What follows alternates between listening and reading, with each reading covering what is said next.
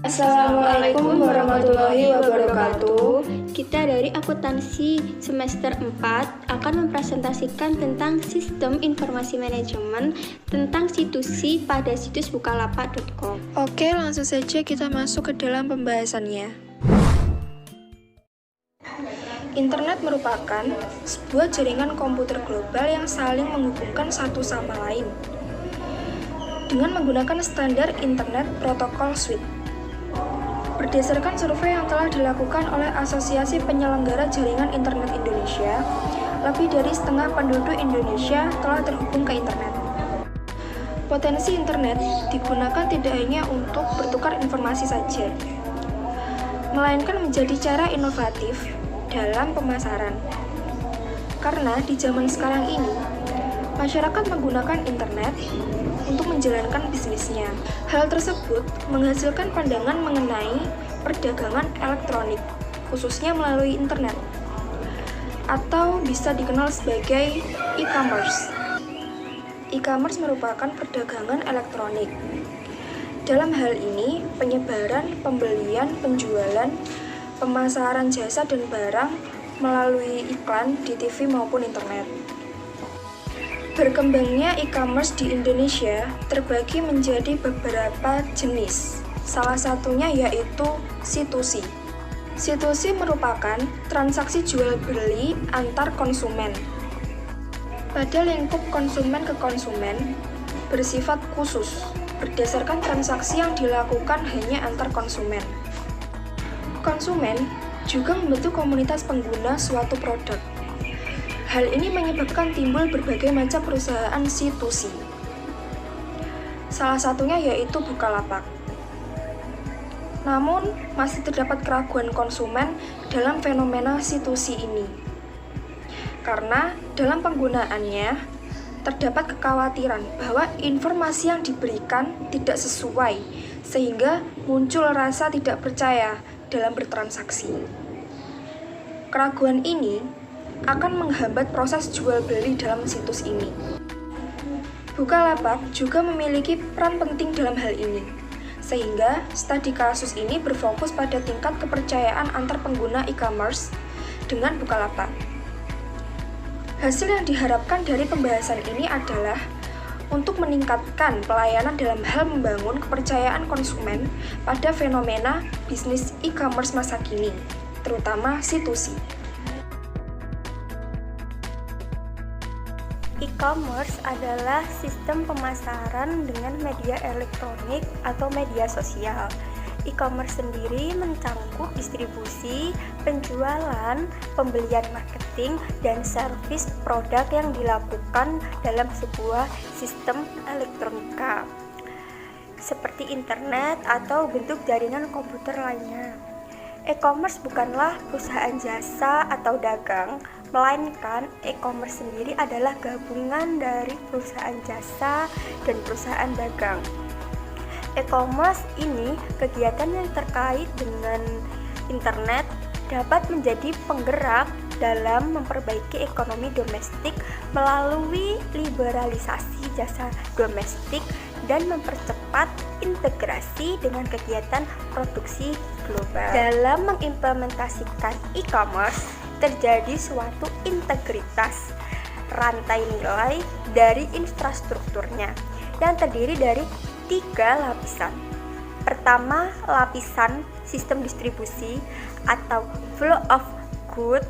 Kedua, infrastruktur pembayaran atau flow of money, dan ketiga, infrastruktur sistem informasi atau flow of information. Agar dapat terintegrasi, sistem rantai supply dari supplier ke pabrik, ke gudang, ke distributor, jasa transportasi, hingga ke pelanggan, maka diperlukan integrasi enterprise system untuk menciptakan supply dan visibility. Beberapa tipe menurut Sugianto pada tahun 2003 yaitu 1. Business to business atau B2B, 2. Business to customer atau B2C, 3. Customer to customer atau C2C, dan keempat adalah customer to business atau C2B. Manfaat dalam menggunakan e-commerce dalam suatu perusahaan sebagai sistem transaksi adalah satu, dapat meningkatkan market exposure atau pangsa pasar, menurunkan biaya operasional atau operating cost, melebarkan jangkauan, dan meningkatkan customer loyalty, dan meningkatkan supply management. Mendefinisikan C2C sebagai interaksi jual beli atau transaksi elektronik dengan menggunakan media internet. Tipe perdagangan elektronik ini merupakan model yang paling sederhana dengan hanya melibatkan individu sebagai konsumennya, baik dari pihak penjual seller maupun pembeli buyer. Hal ini juga ditegaskan oleh John and Leonard pada tahun 2009 yang menyatakan bahwa C2C merupakan transaksi elektronik yang terjadi antara sesama pelanggan, meliputi pembeli maupun penjual, yang dilakukan secara elektronik atau internet. Mendefinisikan C2C sebagai interaksi jual beli atau transaksi elektronik dengan menggunakan media internet atau media sosial. Tipe perdagangan elektronik ini merupakan model yang paling sederhana dengan hanya melibatkan individu sebagai konsumennya, baik dari pihak penjual seller maupun pihak pembeli buyer. Hal ini juga ditegaskan oleh John and Leonard pada tahun 2009 yang menyatakan bahwa C2C merupakan transaksi elektronik yang terjadi antara sesama pelanggan, meliputi pembeli maupun penjual, yang dilakukan secara elektronik atau di internet. C2C bersifat lebih efisiensi dibandingkan model perdagangan elektronik lainnya. Hal ini dikarenakan C2C dapat memotong perantara distributor dari value chain seperti yang terdapat pada model B2C, sehingga meningkatkan efisiensi dalam proses transaksi online antara pembeli dan penjual.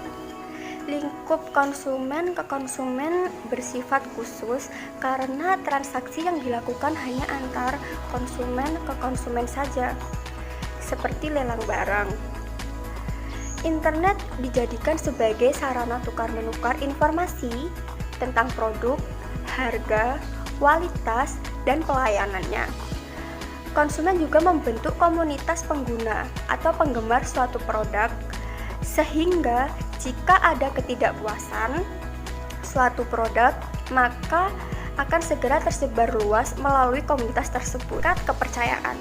Kepercayaan merupakan suatu keyakinan bahwa pernyataan pihak lain dapat diandalkan untuk memenuhi kewajiban. Informasi yang minim atau rendah dapat meningkatkan ketidakkepercayaan kita terhadap suatu produk. Terdapat beberapa manfaat dari kepercayaan konsumen, yaitu satu, cooperation atau kepercayaan dapat meredakan perasaan ketidakpastian dan resiko. Jadi, bertindak untuk menghasilkan kerjasama antara anggota relationship. Kedua, komitmen. Komponen yang dapat membangun relationship dan merupakan hal yang mudah hilang hanya akan dibentuk dari pihak-pihak yang saling percaya. Ketiga adalah relationship duration. Kepercayaan mendorong anggota untuk mengutamakan hasil jangka pendek atau bertindak secara otomatis. Dan yang keempat adalah quality, atau pihak yang percaya akan lebih menerima dan menggunakan informasi dari pihak yang dipercaya. Sejarah Bukalapak. Bukalapak merupakan salah satu online marketplace yang terkemuka dan merupakan salah satu perusahaan yang bergerak di bidang C2C. Bukalapak didirikan oleh Bapak Ahmad Zaki pada tahun 2010 yang awalnya bernama Sudmedia. Pada tahun 2011, Bukalapak berstatus sebagai perseroan terbatas atau PT. Pada tahun 2014, Bukalapak meluncurkan aplikasi seluler untuk Android agar memudahkan dalam penggunaannya. hingga Juli 2014 aplikasi ini sudah diunduh oleh lebih dari 97.000 pengguna. Selain customer service dan website yang sudah digunakan, terdapat fitur quick buy yang tidak memerlukan registrasi bagi pembeli ketika hendak membeli barang. Hingga sekarang, Bukalapak memiliki fasilitas untuk para UKM Indonesia agar lebih produktif dalam melakukan jual beli online. Selain itu, di Bukalapak juga terdapat Buka Forum yang ditujukan untuk pengguna, baik pembeli dan penjual, untuk saling berdiskusi dan menambah wawasan satu sama lain. Bukalapak.com menjadi situs yang sering digunakan oleh user, buyer, and seller. Namun masih banyak kekurangan dalam berjalannya situs belanja online ini. Hal ini dapat diamati pada Buka Forum di komunitas Bukalapak.com pada tahun 2017 yang berisi banyak sekali keluhan mengenai sistem, barang yang tidak sampai, penipuan, atau yang disebut dengan cyber fraud. Pembahasan situsi. Situsi menjadi wadah antara buyer dan seller yang akan melakukan transaksi. Dalam hal ini, buyer menjadi pihak yang mendukung alur transaksi agar berjalan dengan lancar. Ada permasalahan lain seperti halnya seller yang curang. Hal ini dapat dibuktikan dengan kasus buyer yang sudah mentransfer uang, akan tetapi buyer tidak menerima balasan ataupun tanggapan dari seller ataupun pihak Bukalapak. Setelah itu, buyer menghubungi call center Bukalapak dan malah harus disuruh menunggu 7 kali 24 jam. Akan tetapi setelah menunggu, buyer malah menerima email yang berisi barang tidak dapat dikirim karena uang sudah diambil oleh sellernya. Selain itu, Bukalapak juga mengeluarkan voucher untuk buyer agar penjualannya meningkat. Akan tetapi hal ini malah merugikan seller karena